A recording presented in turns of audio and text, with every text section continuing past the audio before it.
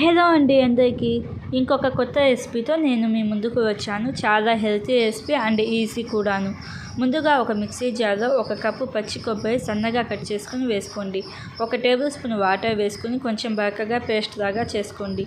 ఏ కప్పుతో అయితే పచ్చి కొబ్బరి వేసారో అదే కప్పుతో 2 కప్పుల గోధుమ పిండి వేసుకొని 1/2 కప్పు క్యారెట్ తురుము, స్వీట్ పాప్కార్న్ 2 టేబుల్ స్పూన్లు, సన్నగా కట్ చేసి పెట్టుకున్న పచ్చిమిర్చి, అలాగే సన్నగా కట్ చేసి పెట్టుకున్న ఉల్లిపాయలు 1 కప్పు, కొత్తిమీర 1/2 కప్పు సన్నగా కట్ చేసుకొని వేసుకోండి. కొత్తిమీర వేసిన తర్వాత ఇక్కడ నేను 2 ఎగ్స్ తీసుకుంటున్నాను. 2 గుడ్లని ఇలాగ పగలగొట్టుకొని వేసుకోవాలి. ఇలాగ 2 కోడిగుడ్లని పగలగొట్టుకున్న తర్వాత మీ టేస్ట్కి తగినంత ఉప్పు వేసుకోవాలి.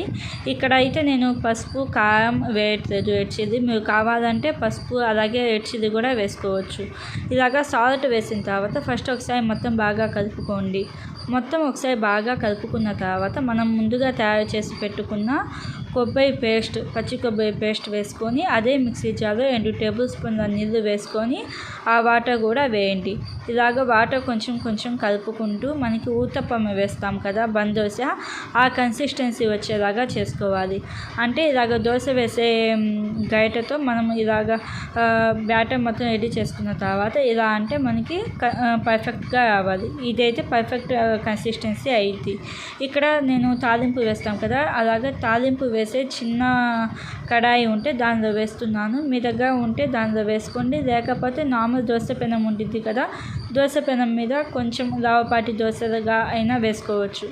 ఇలాగ 2 టేబుల్ స్పూన్ల ఆయిల్ వేసేసిన తర్వాత 2 గరిటెలు వేసుకోండి పిండి. 2 గరిటెలు వేసుకొని లో టు మీడియం ఫ్లేమ్లో ఒక 5 నిమిషాల పాటు ఉడికించుకున్న తర్వాత మళ్ళీ సెకండ్ వైపు తిప్పేసి సెకండ్ వైపు కూడా ఇంకొక 5 నిమిషాలు ఉడికించుకుంటే హెల్తీ రెసిపీ అనేది రెడీ అయిపోయింది.